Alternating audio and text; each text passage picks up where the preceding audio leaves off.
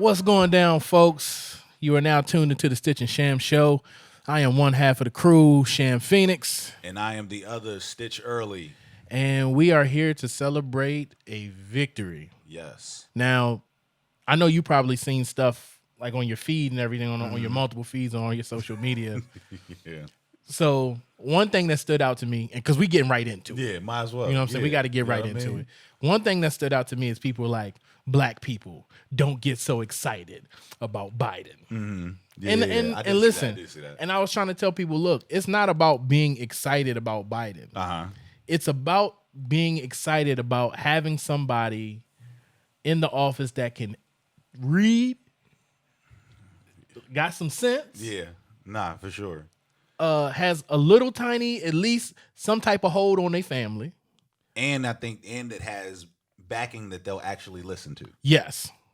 Like backing that they'll actually listen to, which is what we haven't had. We've had someone where it's like, hey, this is what you're supposed to read. And it seemed like he just was like, I'm just, I'm going to throw that out. Ball that up. We don't need so that. what we going to talk about here? You know what I mean? So it definitely felt like that. So I'm not excited about Biden. I understand how things work. I understand how politics work. Yeah. I'm excited that we can get back to some normalcy when dealing with politics. Yeah.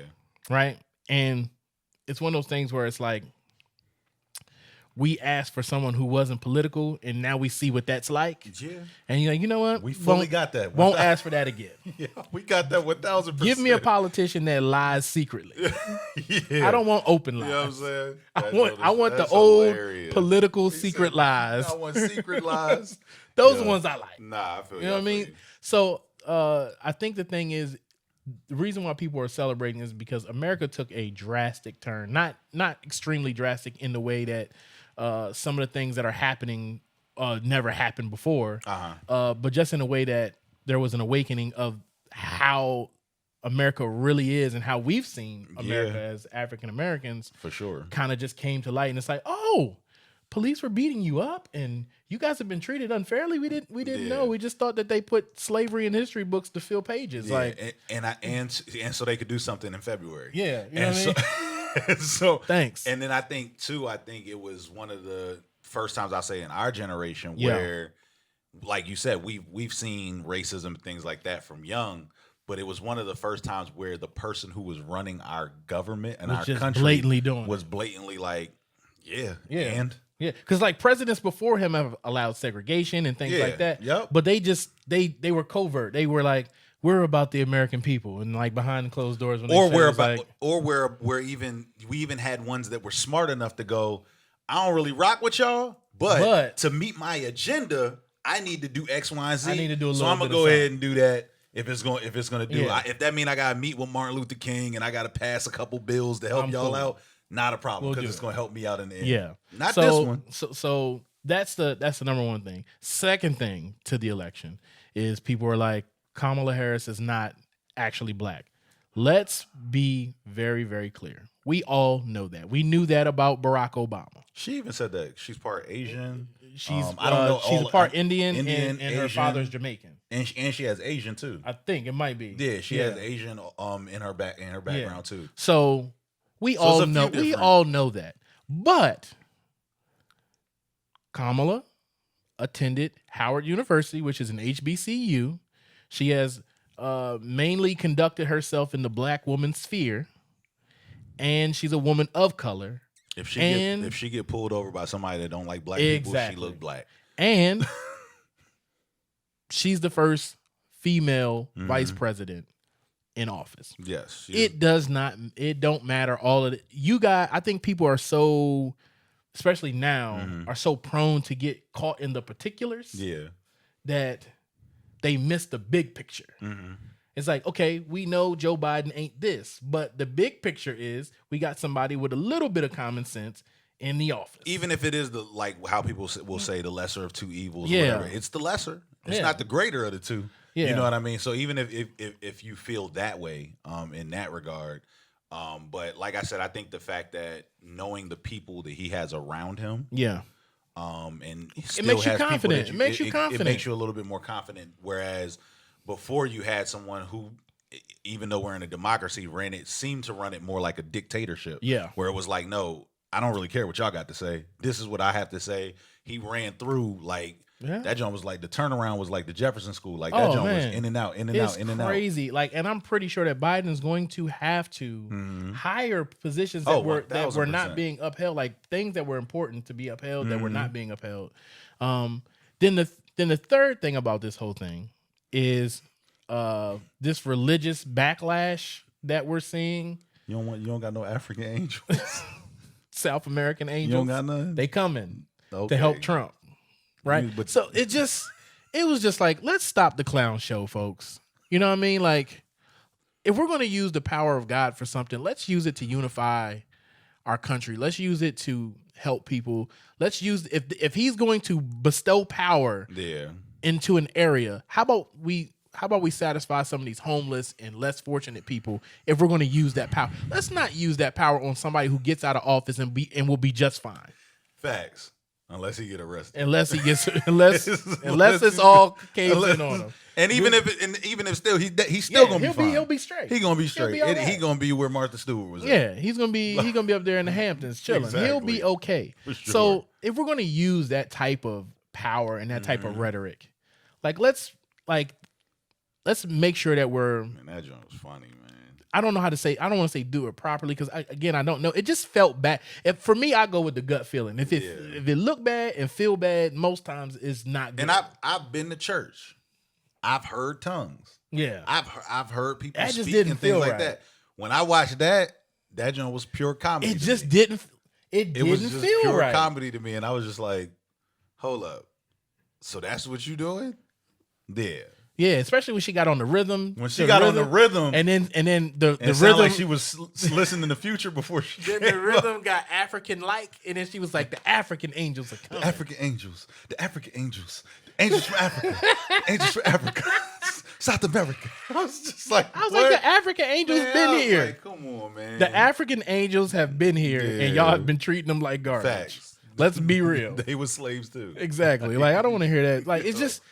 For me, it's like, man, out of those three components, how people feel about Biden, how people feel about Kamala, and how people feel about Donald J. Trump, it's just the world is a weird place. Nah, you know what I mean? And then even when you look at the fact of, yes, he lost, but when you look at how many people actually voted for him, like because I think some people even lose track of that. It's like, yeah, he won. But yo, there's still those millions of people that voted. They're still out here. Let me tell you something. The middle of the country was as red as a baby's sore bottom. Exactly. Bloods all day. And this is the thing because I even seen people saying like, how did he lose when the middle of the country is red? The middle of the country is red, but the middle of the country is also spaced out and less populated. Yeah. No, that's true. Right? When you look at the blue states, far west, far east, they're more heavily populated areas. Also, Pennsylvania holds a lot of electoral votes. Yeah. So Pennsylvania is like 20, I think. It's always one of those ones where it's like, oh, yo, we got to win this one because it can make up ground. If we are behind, it can make up ground if you win Pennsylvania. Yeah, and technically, most of those areas, far west, far east, are more liberal places. Yeah, they're places where stars live, and these people are into all types of stuff. They don't want to be locked to anything. And for the simple fact to think that Donald Trump was somehow the vehicle for Christianity is super weird. Because there was, and it's not even to judge, but just what was on Front Street. Yes, what was on Front Street. The things that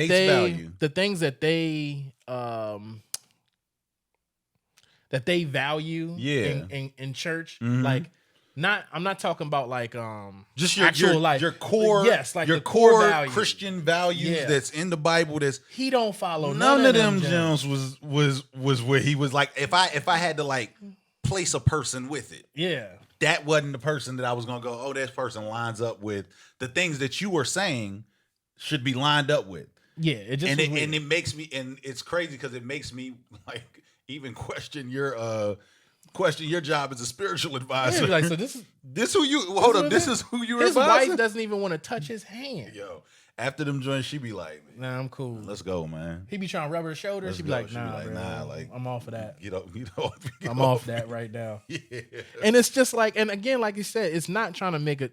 You know what? We are going to make a judgment, not about him as a person, but about the decision making of these spiritual leaders. Like, if that's what we doing, which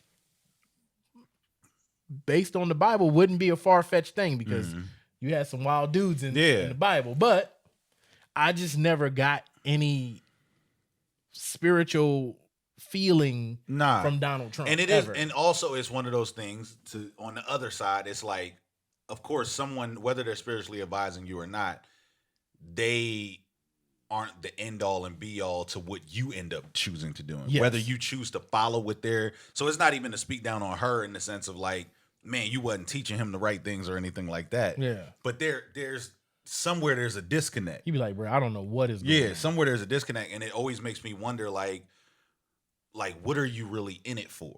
Like when you see certain things like that, when you see certain people would, you know, like a lot of in the Christian community, a lot of pastors and stuff going to meet with him in the beginning, and things of that nature. Like, was it for the photo op? Was it just to get seen and get your name further out there, or was it because you were actually looking to make some change? Was it? So it's always that weird ground of like, what is it for? Well, what is the real reasoning behind those types of things? And even in the sense of like with the Ice Cube situation, where everybody's like knocking them and coming down on them, and it's like, well, what was it for? Was it because you support this person? Because with a person like Ice Cube, it's like he don't need notoriety. He got that. Like, he don't need to be known. He got all of those things. The financial side, he has all of those things. So I can sit back with a person like that more and look and go, okay, all right, so what was the reason then? And then be able to actually listen to your reasoning for, you know, wanting to meet and things of that nature, you know? So I just think,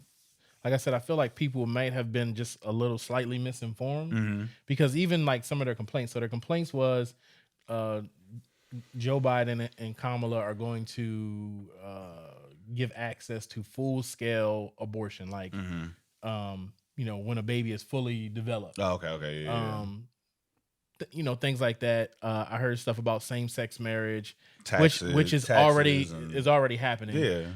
Taxes are already a problem already as well. Donald Trump didn't lower any taxes or change any tax things, even though he said he did. He technically did not. When Donald Trump be talking, when that man said, if they count all of the votes that was legal, then we would have won already. Yeah, but if they count the illegal ones, I was like, what votes are illegal? Don't you got to register? He said that joint at like 7 o'clock. It was like 7 p.m. Yesterday. He tweeted he won. No, but he did a press conference. Oh, that was Friday. And that was at like 2 a.m. Yeah, and he did a press conference, and he's like, and I'm like, yo, they still counting votes. What are you talking about? How are you gonna say, hey, don't count no more? Stop counting. And now let's go back to Christianity. Yeah. Okay? This false sense of Christianity. There were people outside. Now I want y'all to listen to what I'm saying. There were people outside of the counting places for the ballots who were praying for Donald Trump and praying that the votes not be counted, that they stop counting votes. Now, people are stupid. A democracy that's based on "in God we trust." Now you're telling God to stop doing the job that we trusted him to do for that long. Yeah. What sense does that make? None whatsoever. So it's there's this thing that I think it's really sad that people will now fall away because of these type of actions. Yeah. Right? And I know we go, it's not someone's responsibility, but unfortunately, we live in a world that we are all somehow interconnected. Even if you believe that we're not, unfortunately, we are. Right? It's the reason that you can watch a TV and see somebody going through something and feel something. Yeah. Right? So the thing about not having responsibility as a person to another person is totally false. We do have responsibility to other people. For sure. So when you see things like that and you go like, Paula White, what are you doing? What are you doing? you was talking to them angels, them African What angels. are you? It threw me. I was just like, yo, this is where America was going. If he got into the office for another 4 years, that's where we were headed. Because sometimes like it ends up, sometimes like we both play ball. Yeah.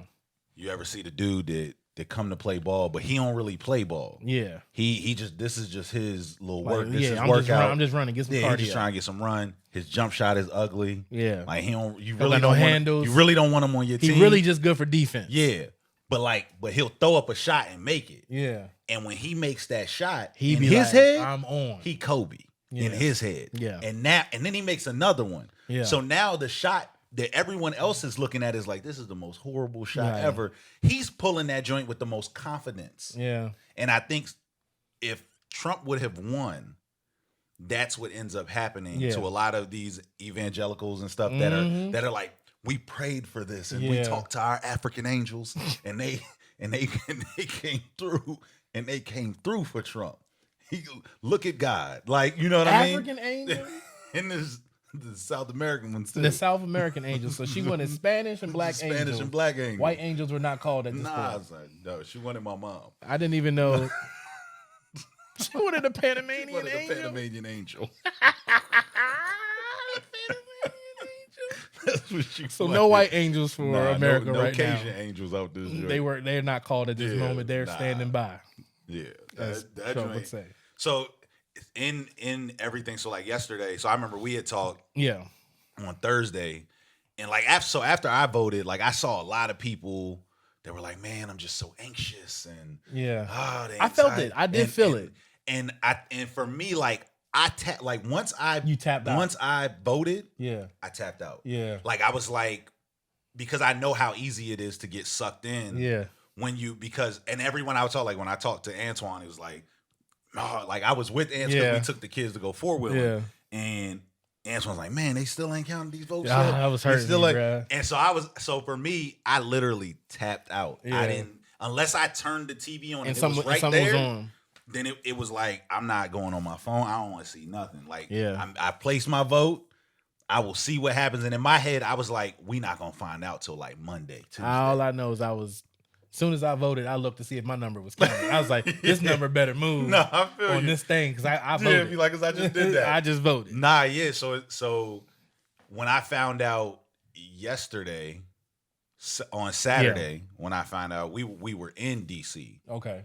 And I just remember coming. It seemed like everybody found out at the same time. Yeah. Because it's all you heard, like it sounded like a traffic jam. You just heard horns. And everybody, I'm talking about it seemed like they was like, yes, he's gone. He is gone. Like, it seemed like everybody.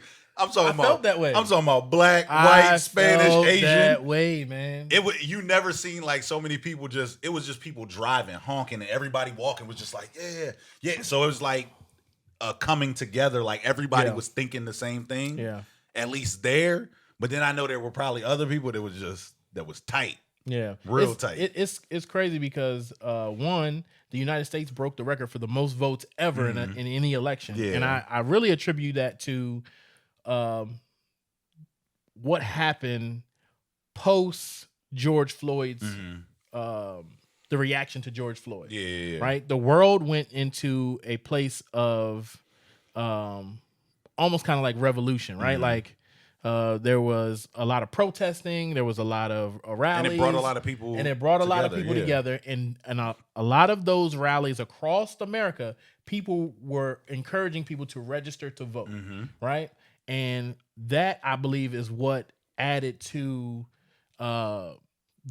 us having the most votes in the election, is the fact that people were in the street saying, hey, you got to get registered. Yeah. And a lot of these young people whom would have never probably registered and voted. Yeah. And I believe that's what pushed I agree with the election over the edge.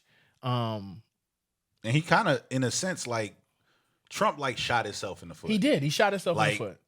There were so many opportunities, like from the kneeling to the different deaths that happened. Yep. There were so many opportunities that you, as the leader of America, could have stepped up and said, this is not how we're going to treat Americans. This is not how we're going to treat Americans.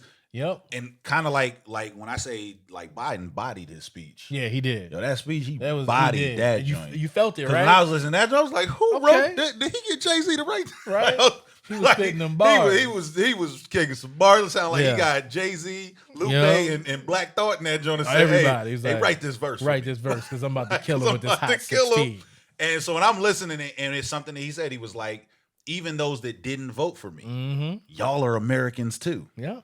Like, we're all Americans. We're going to find some way. We're going to find some way, like, to find some middle ground. You know what I mean? And that's something that Trump could have done, because I think you had more people that would look past any negative things on Biden. Yeah. Because they were just so ready to get him out. Yeah. That it's like, yo, I can look past your little inconsistencies and things like that. Yeah. And get you in, and then we'll talk about that later. Yeah, because even like when people were bringing up like the crime bills and everything, he stood before people, and that's a hard thing to do, right? 78-year-old man to be like, man, what I did some 40 years ago was something that I should have never done.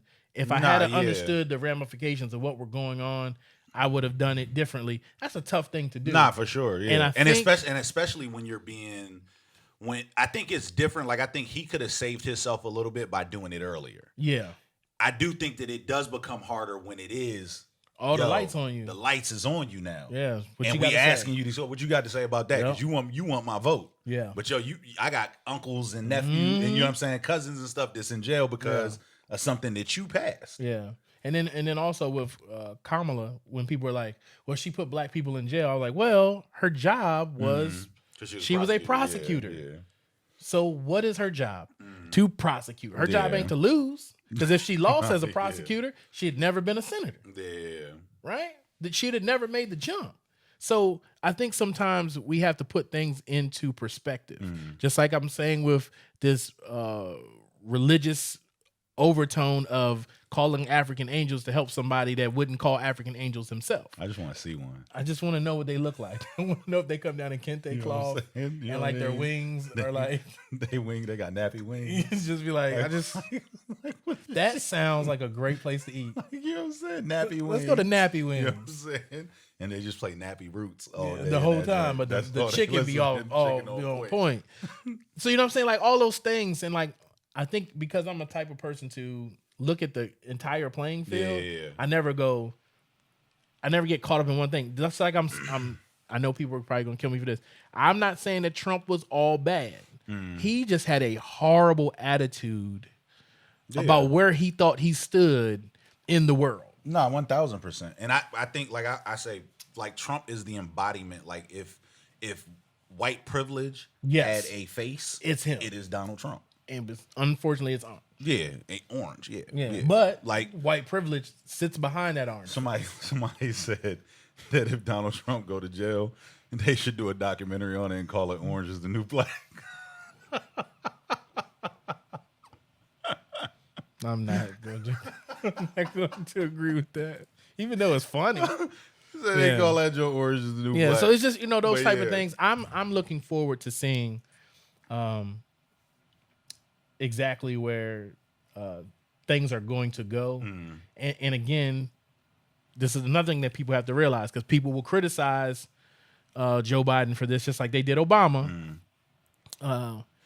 Joe Biden might be facing a house that is led by Mitch McConnell.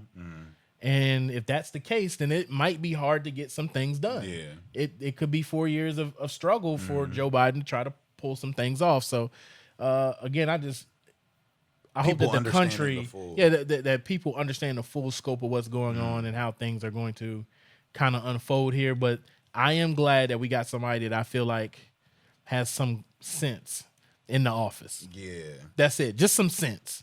I'm not expecting him to do much. I don't put my hopes in that. Yeah, I'll be the same way. Like my hope is not in that. It's not. But it's just knowing that you have someone who is at least going to listen. Yeah.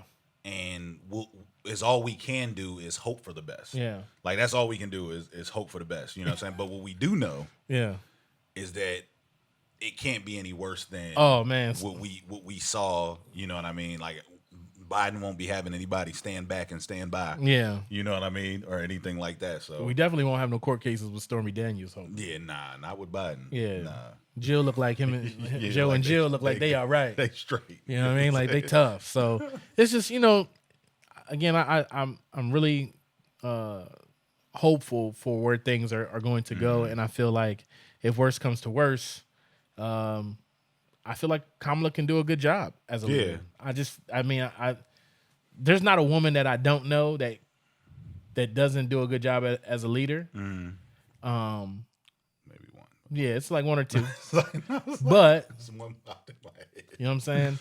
Most women of color I know get the job done. Yeah, in my life, the women of color that I know, they get the job done. Yeah, get it popping. You might not like it always. Yeah, it might get on your nerves sometimes, but at the end of the day, when you look back at it, you're like, it is done. It's done.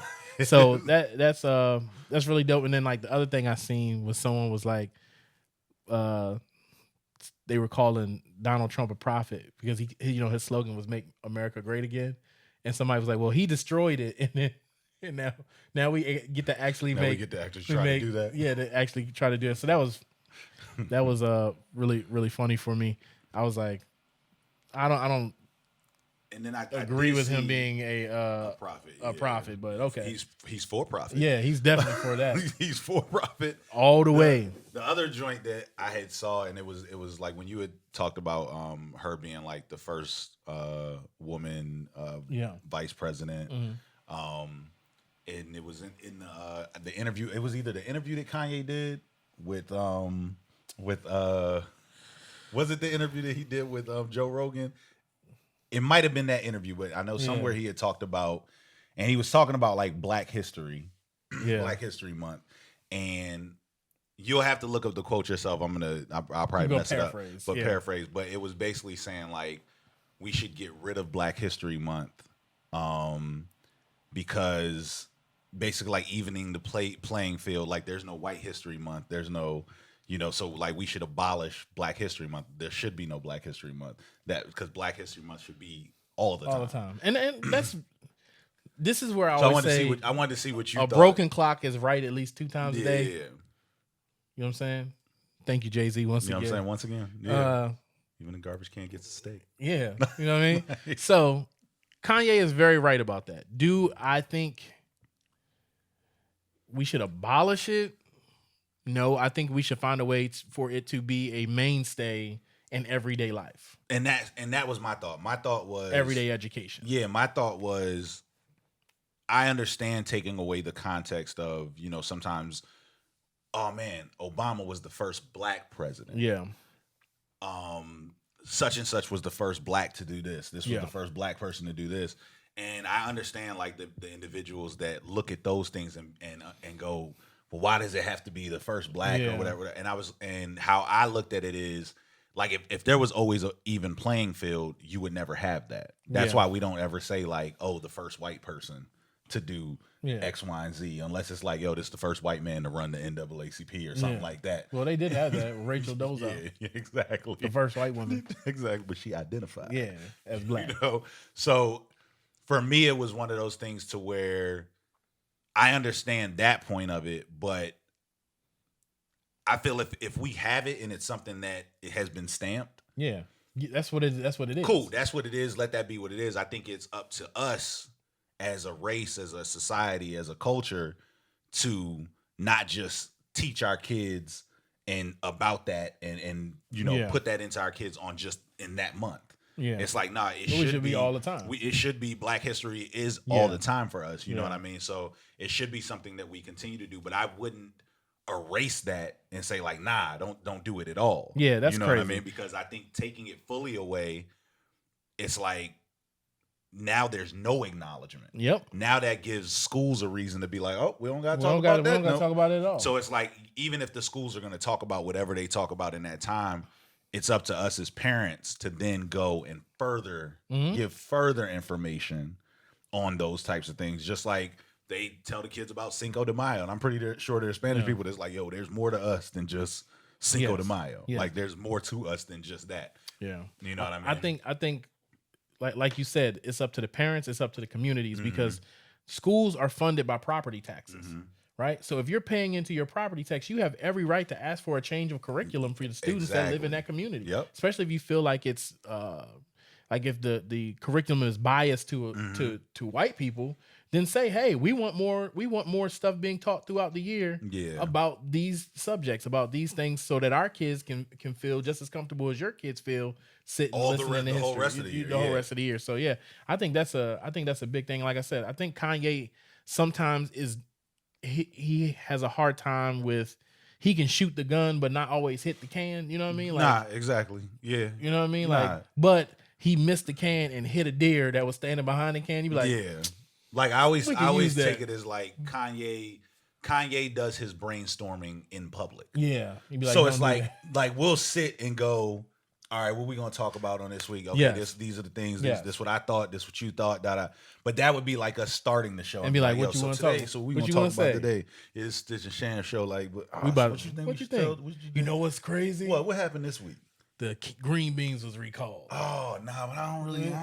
We did that like, camera. They be like, what in the world? And that's exactly how we look at Kanye when he's speaking. Sometimes it's like, but then eventually we'll get to the point, and you go, oh man, if I take away all of these other layers of nonsense, there is actual points. There's some stuff that he says that's good. Yeah, in what he's saying, because like his point, I get his full point of about it is because it's like an equal leveling field. But I was like, it's the same reason why we say the first woman. Like we don't just look at Kamala as the first black woman. We also look at her as the first woman too. That's probably more important than because black woman, because it's like she's a double minority. Yeah, you know what I mean. So it's one of those things that we say first when I forget who it was.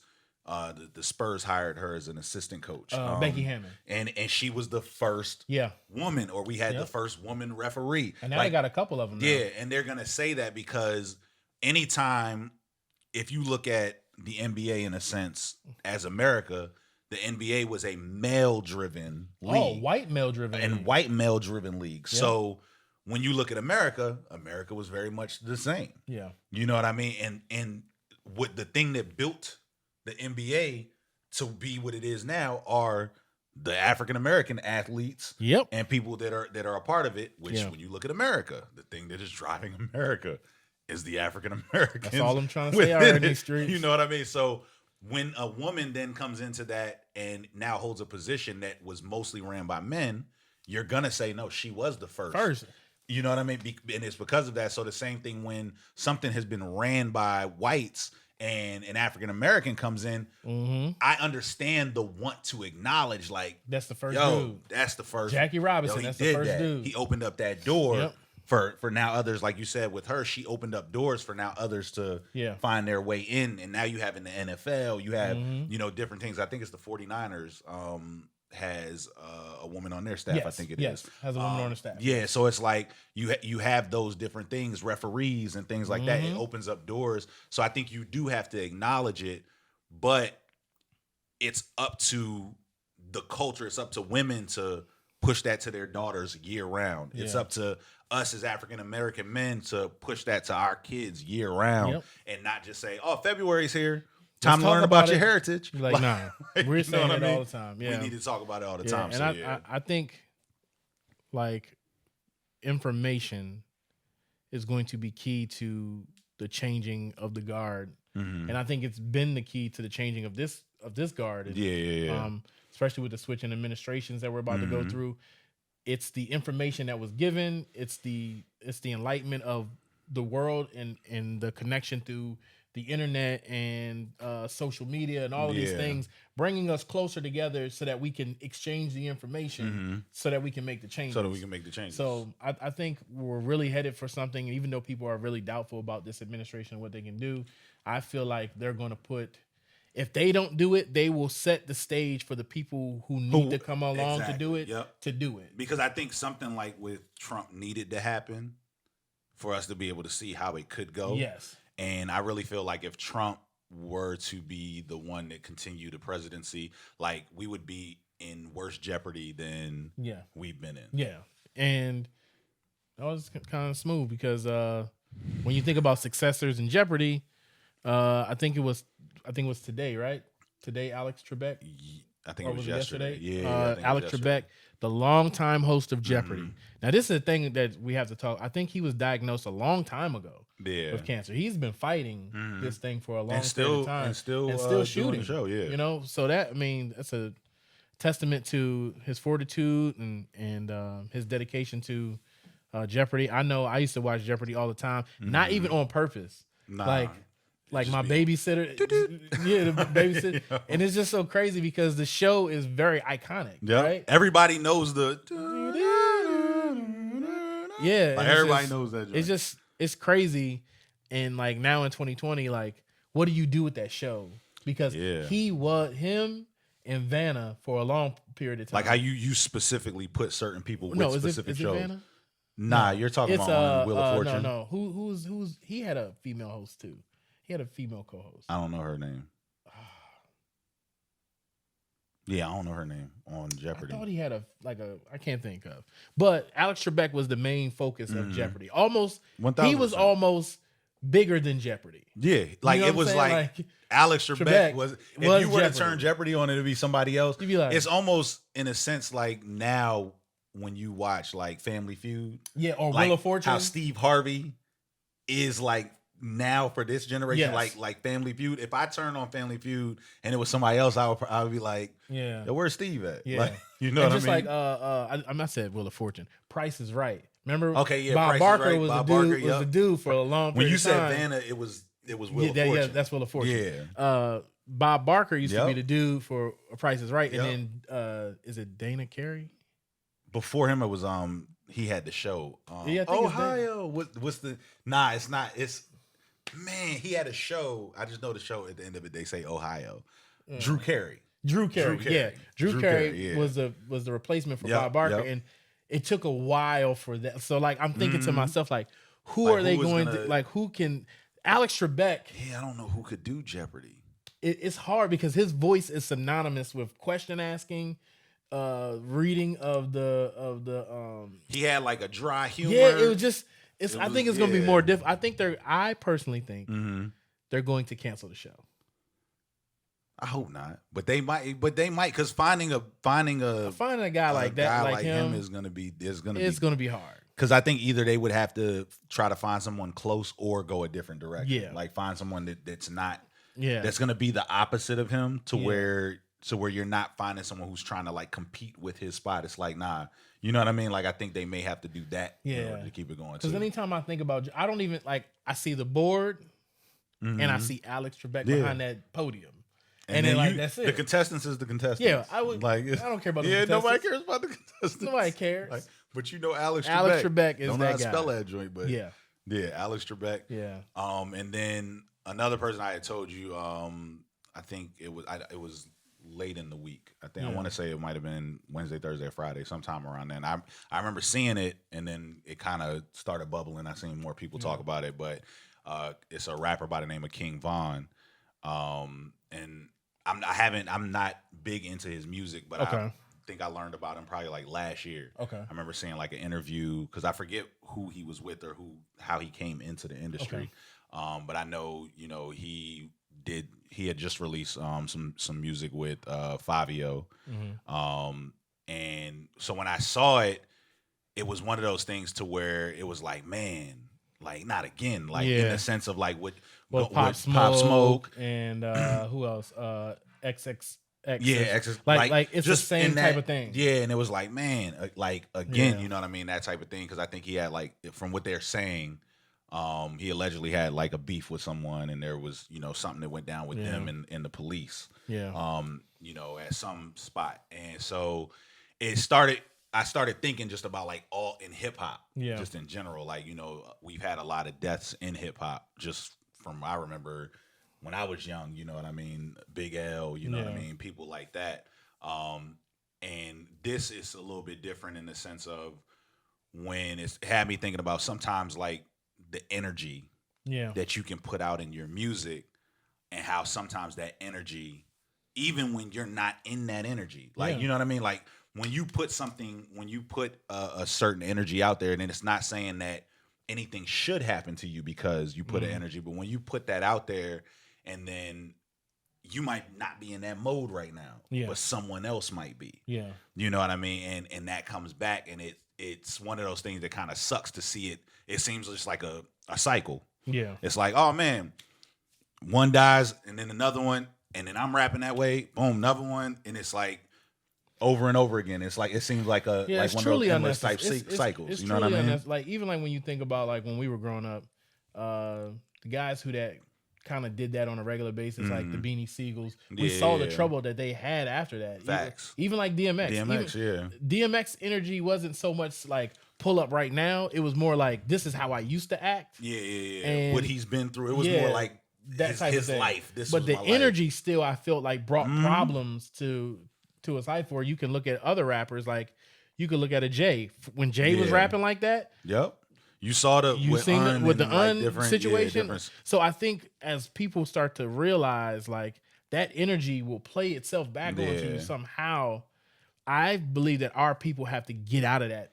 You have to get out of it. Like, and out of the mindset of like, it was a story that Jay had told, and he was like, I remember me and Big was in a limo, and I think they was about to go to the tunnel or something like that. And he was like, I remember we pulled up and I hopped out, and I'm like, yo, Big, you coming? Like, and Big was like, nah, man, I don't got time. I don't got time for that. And Jay said, he was like, man, he was like, later thinking about it, I was like, man, you acting like a punk, man. Like, you come to the...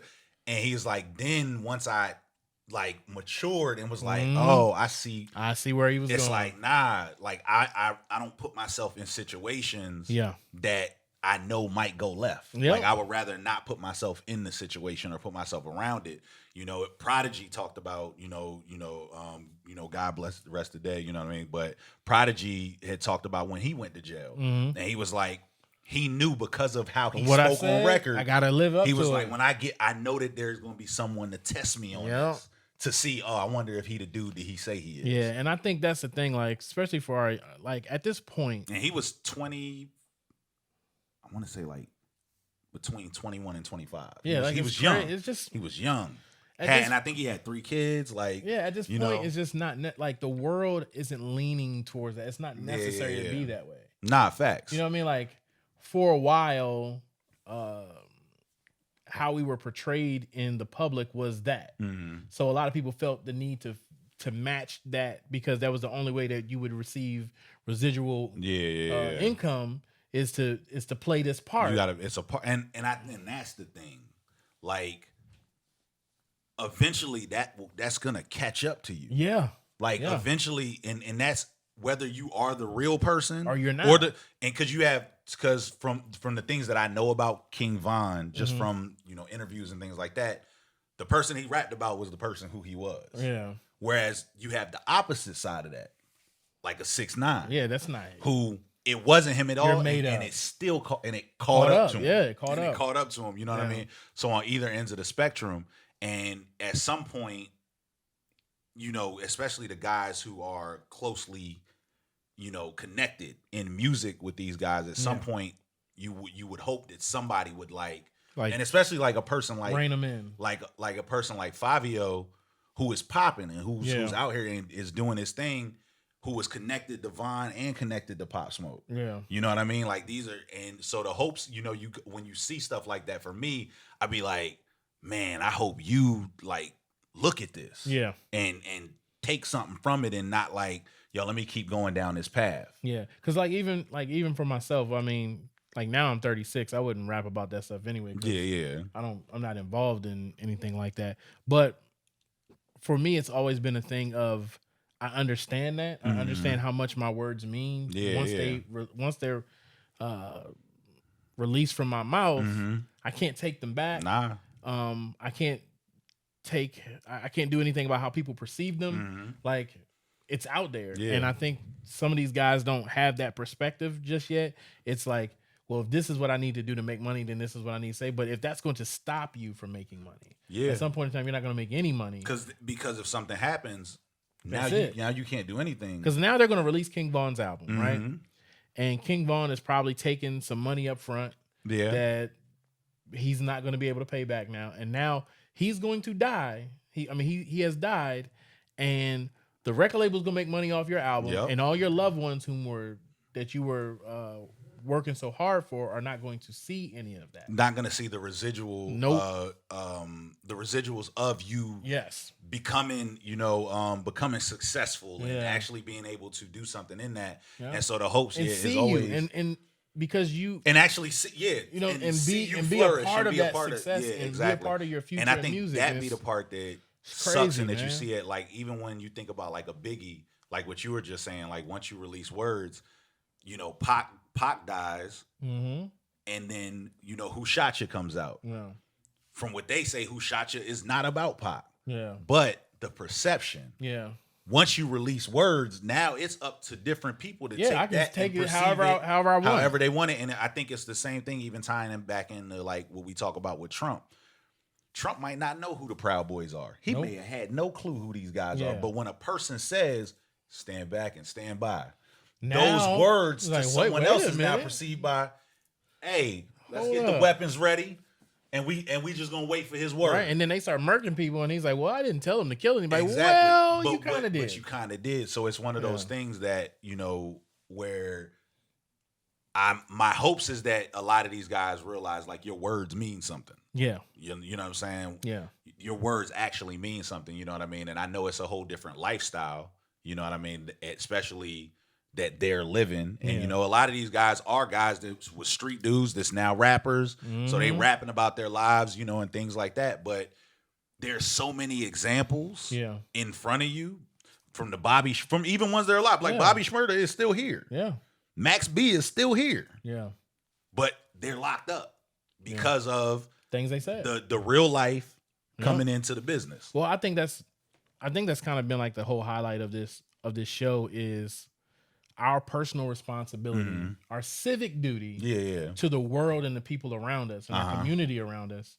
A lot of the reason that we choose to talk about the things we talk about or to do the things that we do is because we are conscious of that. We have conversations about, okay, how do we project not an image that is made up, but how do we project ourselves as humanly possible to the world, but yet still give something that people can take and build on for their own selves. And really showing the people that we want to be. Like the one thing that we know for a fact is like we two flawed individuals. Oh, very much so. You know what I'm saying? Two flawed individuals. I got, mad flaws and things that I'm still working on and I'm still trying to. So I think for us, our biggest thing is always, knowing the people that we want to be and that we strive to be, and taking you on that journey with us as we make our mistakes, as we, somebody might watch an episode and be like, yo, I was offended when you said X, Y. Yo, my bad. I ain't even know you took it that. You know what I mean? But so we can still have the dialogue. But we can still have the dialogue about it. And, for us, it's like, that's what we want to portray. And I think everybody, when you're putting out any type of content, know what you are trying to portray. Yeah. You know the thing that you're trying to portray, and you know the reality of it, and you know the falsehoods of it. Yeah. For us, we are very authentic in what we do, and that's why we can come and say, like, nah, I got things I'm still working on. Yeah. Don't put me up on no pedestal because you never know if I'm a fall. Even like the comments that we make about some of the things that we've, kind of talked about, even like the Paula White situation and the Trump situation.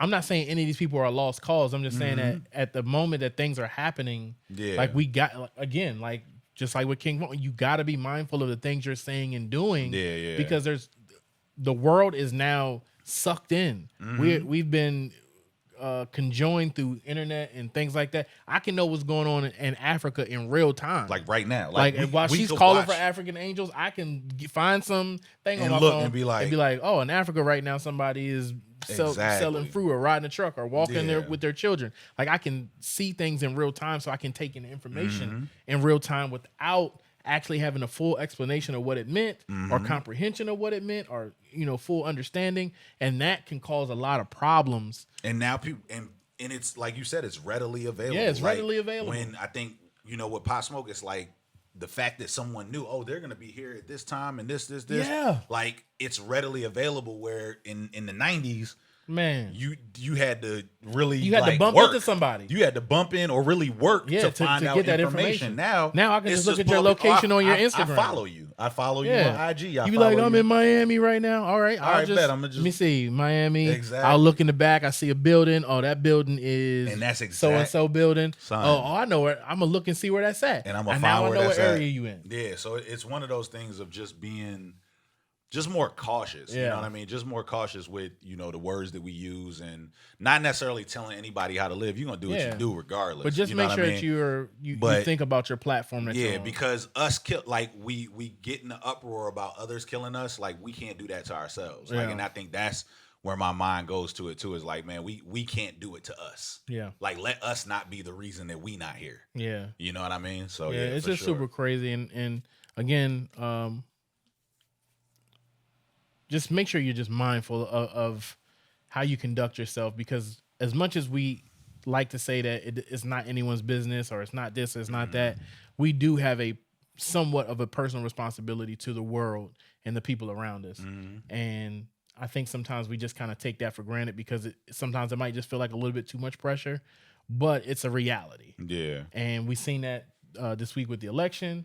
We've seen that with the killing of King Von. And rest in peace to his family, and also rest in peace to the baby's brother. Oh yeah, he committed suicide. Yeah, so just our prayers, you know what I mean, out to just those families. And it's just crazy. Like, those things are all, you know what I'm saying? Like, you feel for someone. Yeah, you definitely do. Like when you see that, it's like, man, like I don't know you, but just understanding and knowing the pain of losing someone. Yeah. You know what I mean? In whatever way, shape, or form, you know what I mean? So our prayers definitely, go out to their families. Yeah. Also to Alex Trebek's family. Yes. Jeopardy is a big staple to the I think most people like in the history of the United States, right? Nah, just crazy. Yeah. So again, like I said, 2020, we know this has been a really difficult year, but I feel like we're going to start to make some ground. Again, it's not all based upon the leadership that we're receiving now, but I just feel like it'll put people at ease to start kind of processing things in a different way. And I think we'll start heading towards, I'm not even gonna say what we used to, because I feel like that's over. That period is gone. For sure. We're heading into something new, and I think if we can embrace whatever that is, I think we'll be better off as people. Because your leader does matter. Yeah, because your leader does matter. Right. And it's just really important to make sure that you kind of got your head on straight as things are going forward, because again, we've experienced so much loss in this year that I really believe that on the other end we'll probably be seeing a lot of gain and growth. So again, man, we thank you guys for tuning in with us. Please go to Patreon/UHRISE, link up. You know what I'm saying? Without you guys, we wouldn't be able to get better. Right now we're making plans to create more content. Posting more clips. We'll have more clips of just the show. Yes. Now you can go to SoundCloud. Is it /UHRISE? Yep. /UHRISE, and all of the audio for the shows will be there. Gonna be on SoundCloud until we move over to like Apple. Yes. You know what I mean? Yeah, we're working on the transition now. And then also most of the episodes are up on YouTube. Most of the episodes are up on YouTube, and then this one will be up on YouTube. Yeah. Thank you to everybody like that. I say I went to the barbershop. Yeah. I think it was Wednesday, and it was one of the barbers was in there and was like, yo, I checked out the podcast. Like, it's tight, man. How long y'all been doing that? Yeah, it's pretty crazy, man. So it's dope when you run into people that actually be, checking in and stuff. So and also you can go to arisemusic.com. Yes, there's stuff there with Stitch Early. There's stuff there with Sham Phoenix, and there's also stuff as our collective group, the Arise Collective. You can check out a project. We got some stuff on the way as well. Like I said, we're just trying to take advantage of all of our God-given abilities and talents, and you guys, with your guys' help, we believe that we can go a lot further. So we thank you guys for tuning in. Man, it's just been, I don't know. It's like, it feels like an end of the year show, but it's not really. I feel you because of all the stuff that's happening. It's kind of like the end of one chapter, the start of another. It's like, man, it's the knowing. I think the knowing, especially when it comes to the presidency, like the knowing of like, all right, we got like 2.5 months. Yeah, before things and then it's like it gets before we know where we're over. going. But we'll see if he go smoothly. Yeah, we'll hope so. So we thank you guys for tuning in. We'll be back next week. Yes. Peace. Peace.